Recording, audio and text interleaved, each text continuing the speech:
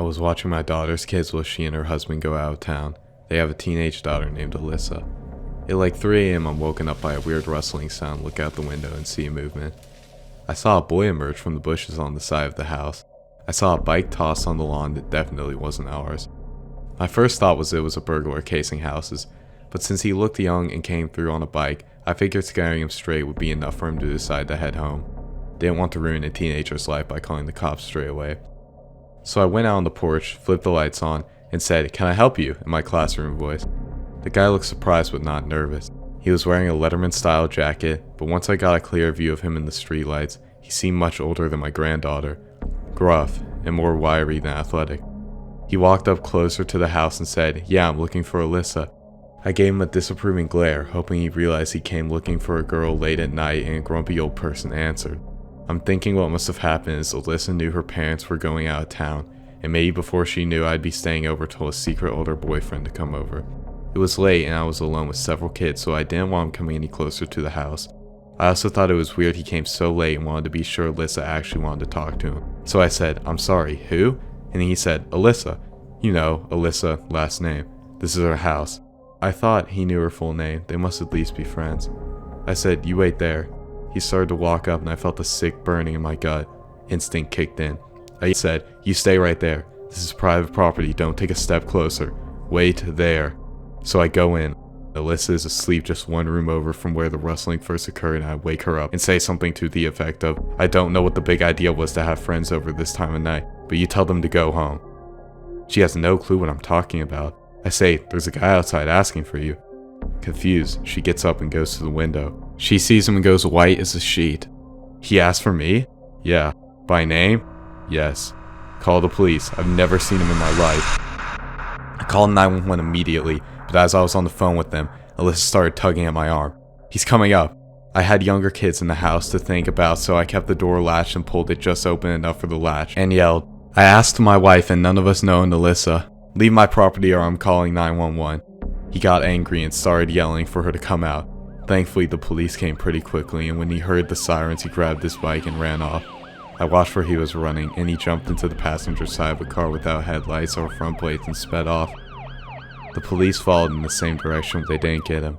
They advised us to take all her social media details offline as she was sure she didn't know this person, and said they had a couple similar cases recently and were looking into it. I got a heavy-duty lock and she slept in my room for the remainder of my visit.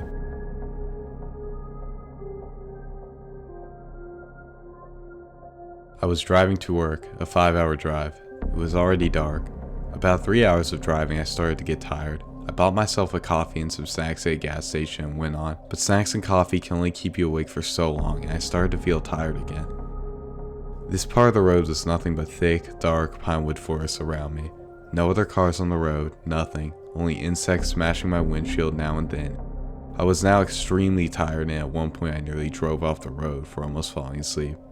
I have to sleep now. I can't wait for a gas station. I need to stop as soon as I see a place where I can park my car, anything.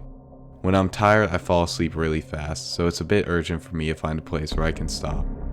It felt like an hour, but probably just 5 minutes go by, and I spot this little pocket in the road. It's like a parking spot for quick stops, not even a real resting area. I stopped here, turned down my windows to check if I heard any weird noises, total silence. I turn up the windows again. Nothing bad is gonna happen. I haven't seen a car for like 30 minutes. This road is empty. If something is checking my car out, I bet it's the cops checking if I'm alright. I leave my keys in the ignition and I lock the doors, just to be safe. I adjust my seat a bit to make it more comfortable to sleep in, and I take off my shoes and put them in the passenger seat on the right. It is so nice to close my eyes and I instantly fall asleep. I don't know why, but something wakes me up. I can't really see anything. Some kind of bright light hits me in the eyes.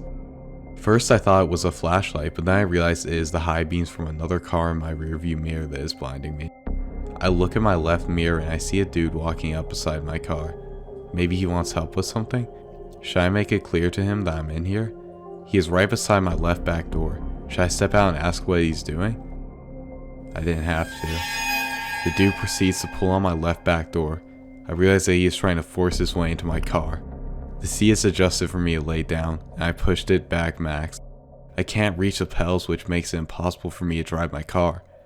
I slam the car horn and it breaks the silence with a roar, and the dude jumps. That gives me like 2 seconds to push my seat to reach the pedals, but it's still way out of adjustment, so I'm kind of pulling myself to the steering wheel. Anyway, I start my car and drive off, with a cloud of smoke from my screeching tires. It's hard driving a car with nothing holding up your upper body, but I managed. As I leave, I look in the rear mirror and I can see how the dude stands there and looks at me, and I can see 2 more guys coming up beside him.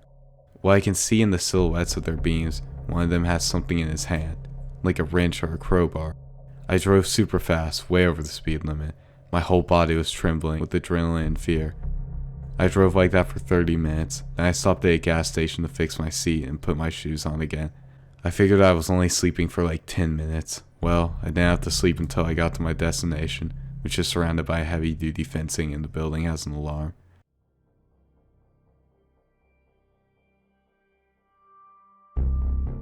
So, I live in an apartment complex right next to a 7-Eleven, literally a 2-minute walk from my door.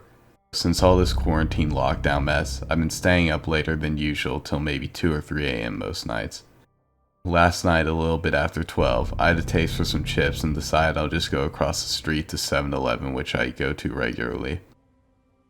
I make my way over, and on my way in, I had to pass this man who was browsing on the Redbox kiosk. I don't think much of it. I go inside, get some snacks, pay, and head out the door. As I'm coming out, the Redbox man's literally staring dead at me with these scarily bright, light blue eyes. But, not wanting to freak myself out even more, I say to myself, maybe he's zoned out and in deep thought. So I'm headed back to my apartment complex, which has a creaky gate door. I realized as I was walking I never heard it slam behind me like I always have before. I look back and this man's right behind me. Not close up on me, but still, definitely following. Once again, trying to ease my mind, I'm thinking he must be going home. But I also noticed he didn't have any disc in his hand. So, not wanting to come off as scared, I kept my same pace, but I probably should have sprinted. Anyways, I'm literally just a few steps away from my door, which is upstairs, and the man randomly calls out to me, "Hey, do you have a lighter?" I turned my head to the fact I knew someone was speaking to me and responded, "No, I don't, sorry." I didn't want to just go up my stairs because I didn't want to let this man know exactly which apartment I live in, so I was planning on walking around until I lost him. But he asked me another question. "Can I use your bathroom?" I tell him, "No, sorry, my roommates probably wouldn't be comfortable with me letting someone in this late. I don't have roommates." This man was still following me. I simply ask, "Do you live around here?" And he tells me, "I have a buddy that does and he was supposed to meet me, but maybe he fell asleep." I've never been here before, but I do know this door is 201. Can you help me find it? 201 is my door. Plus, if you have a friend that lives over here, why are you asking to use my bathroom? I knew this man was lying and up to something. I quickly came up with 201? That should be right past the pool next to the laundry area. My friends are waiting for me, so I should get going. My gut told me to head to my car though, because what if he watched where I was going? I started heading towards the parking lot, not running but definitely walking quicker than before, when I realized this man is chasing me at this point. I hurry up and pull my keys out of my pocket and get in my car, and immediately lock the doors. The man starts pounding on my driver window, telling me to open the door. I can't help but focus on those creepy blue eyes, but I also noticed he was reaching for his pocket. I start my car before I can see what he's going to pull out. I heard a pop. I drove maybe 5 minutes down the street to this Arco gas station and called the police. Waiting on the police to arrive, I noticed what the popping sound was. This wacko popped my back tire, probably with a switchblade. Of course, when the police arrived and went to check the area, he was gone. They did question the 7-Eleven clerk, and he let them know that man has been up there a few times since last week and never has been a problem, but is obviously homeless. I'm still shook up about what went on last night. I'm gonna chill up on the late night trips to 7-Eleven for a while.